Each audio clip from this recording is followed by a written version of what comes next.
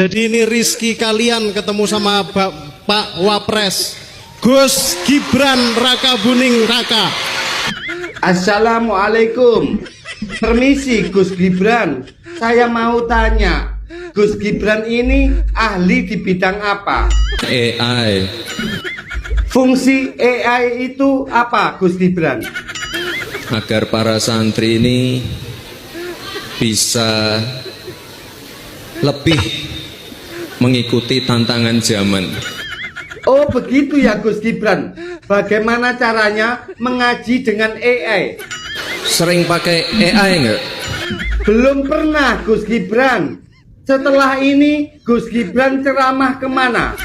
Saya ke sawah dulu sebelum ke pondok ya. Kita ke sawah, kita panen tebu. Gus ngantuk. Nggak boleh komen gitu. Ini Wapres do. Oke guys, video gini nyerocos politisi medsos lagi guys ya, ledekan-ledekan lucu nih untuk seorang Mas Wapres, karena akhir-akhir ini beliau ini udah jarang nongol gitu guys ya. Sekali nongol pencitraan ke pesantren kemarin juga ya terlihatnya pencitraan banget gitu ya. Makanya netizen pun nggak tinggal diam guys ya, langsung disindir habis-habisan dengan ledekan-ledekan lucu. Jadi nggak usah berlama-lama guys, langsung aja kita lanjut ke komentar politisi medsos untuk Mas Wapres. Bapaknya bangun IKN atas keputusan sendiri, pas gagal jadi ibu kota dibilang aspirasi rakyat. Giliran negara belangsak, ajak-ajak rakyat. Giliran senang-senang pejabat kaya raya, boro-boro ngajak rakyat.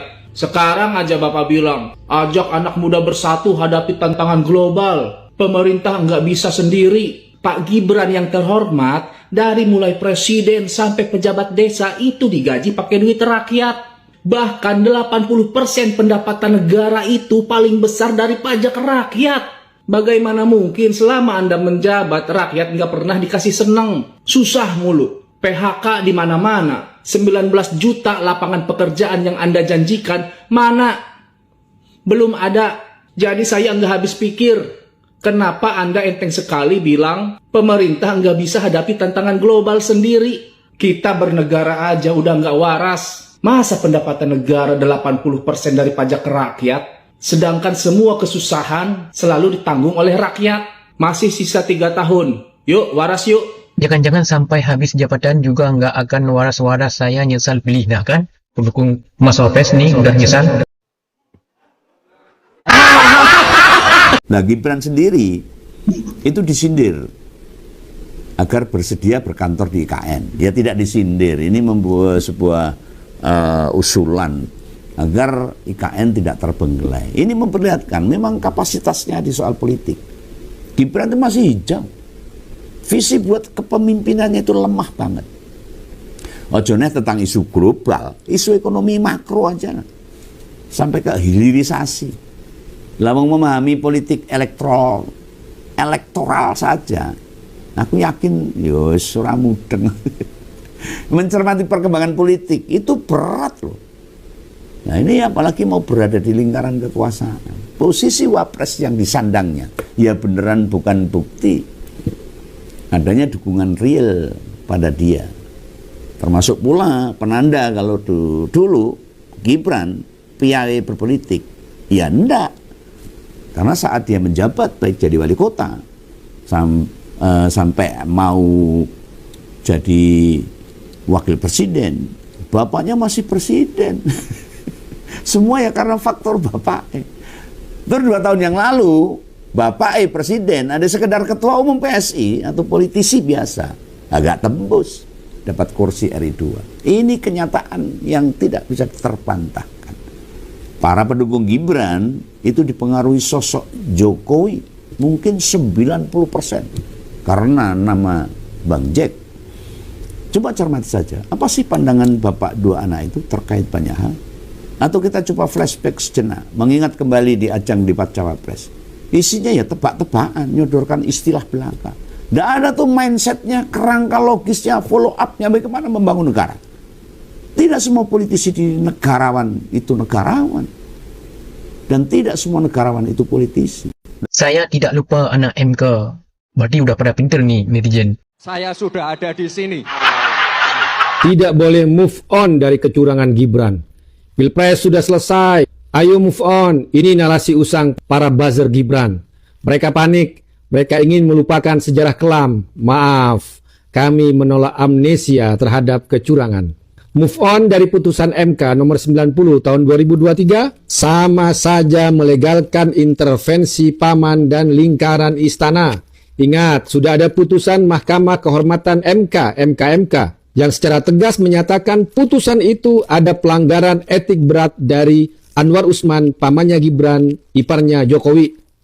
Dewan Kehormatan DKPP pun menghukum KPU karena meloloskan Gibran tanpa mengubah PKPU. Ini bukan sekedar politik, ini kecurangan struktural.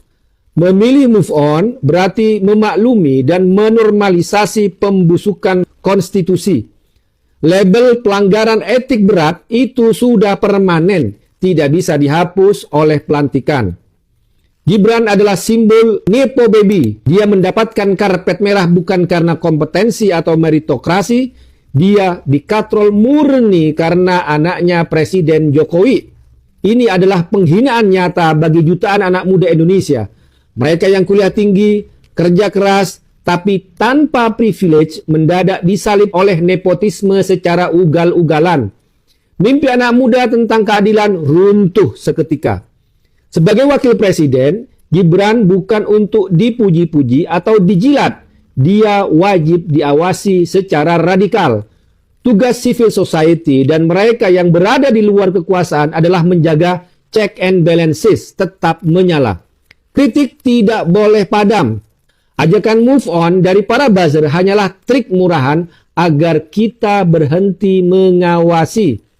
Mereka ingin melicinkan jalan bagi kebiasaan buruk yang sedang dan akan terus terjadi. Kita tidak boleh diam. Pengawasan dan kritik ini harus tetap konsisten, tajam, dan terus hidup. Kita menolak tunduk. Tapi kalau dilihat dari komentar-komentar itu yang belum bisa move on itu kaum kena termul ya. Pendukung Pak Jokowi itu, pendukung Mas Wapres. Karena ya mereka pasti di kolom komentar itu kebanyakan kaum sedikit hati, kalah pilpres, belum bisa move on. Yang artinya siapa yang nggak bisa move on? Iya, termul. Padahal udah pemilunya udah lewat loh. Tenang saja, Pak. Dalam perayaan Idul Adha kemarin, saya rasa ada satu hal yang terlewatkan di ruang publik. Apa? Nasihat dari Rektor UIN Makassar untuk Wapres Gibran. Yuk, kita diskusi. Silakan, tonton nasihatnya. Kebermanfaatan juga bermakna menjadi diri yang relevan. Ilmu yang tidak dibagikan adalah nasib mati. Jabatan tanpa kontribusi adalah kursi kosong.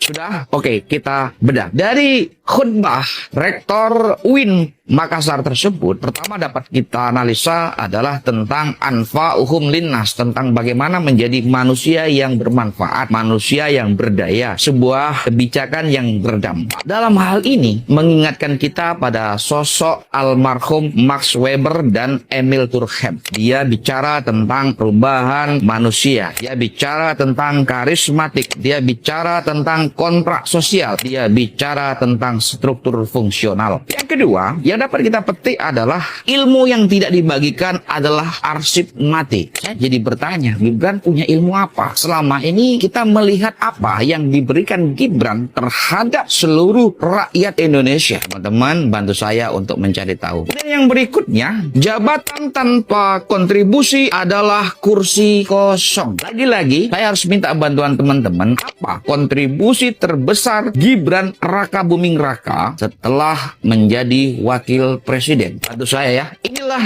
yang dapat kita simpulkan dari khutbah Rektor Alauddin Makassar pada Hari Raya Idul Adha. Sebuah tamparan yang sangat keras untuk wakil presiden. Selebihnya, mari kita diskusi ya. Mari kita perkaya perspektif. Wapres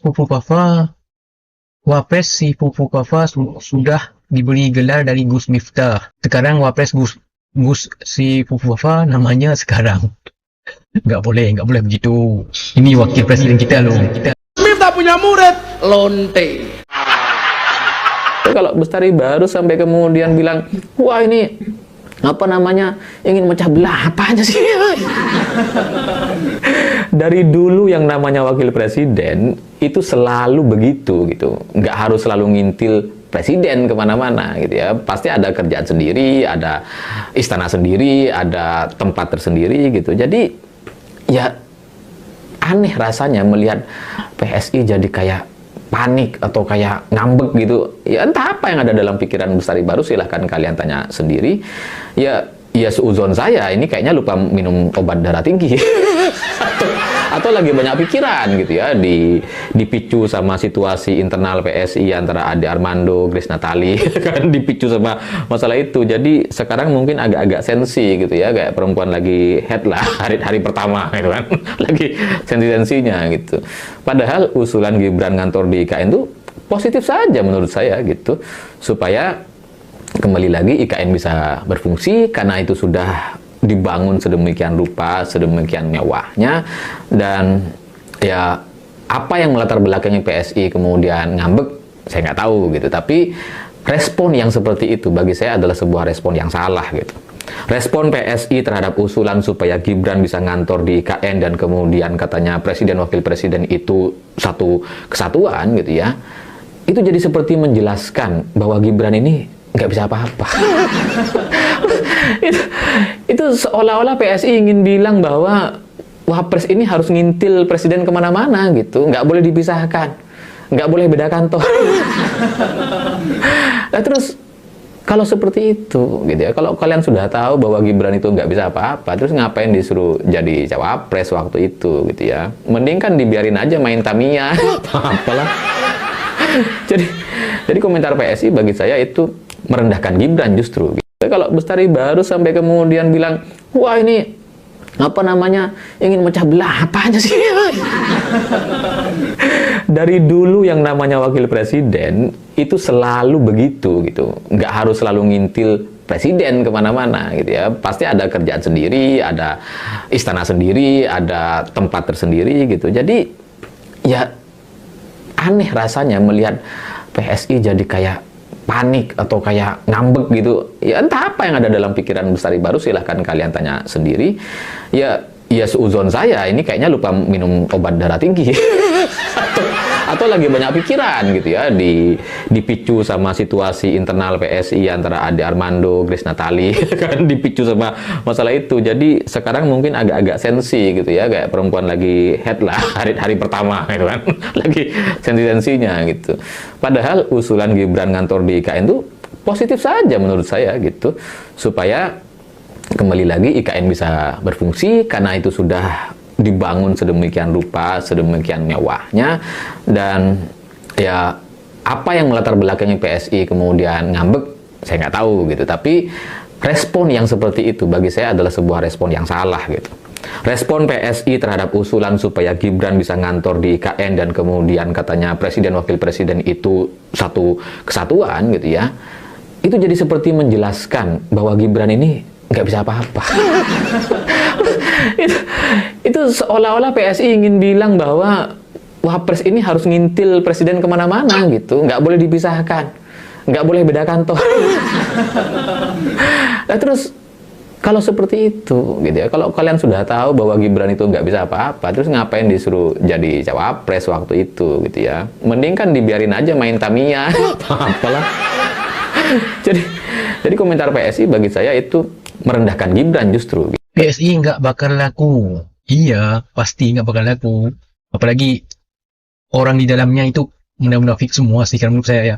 Tapi ini Syabang hati-hati dong. Ntar lu bakal dibilang sama Termul nih, belum bisa move on, kau sakit hati, kalah pilpres. Termul, ini negara demokrasi lo. Beda pendapat itu biasa.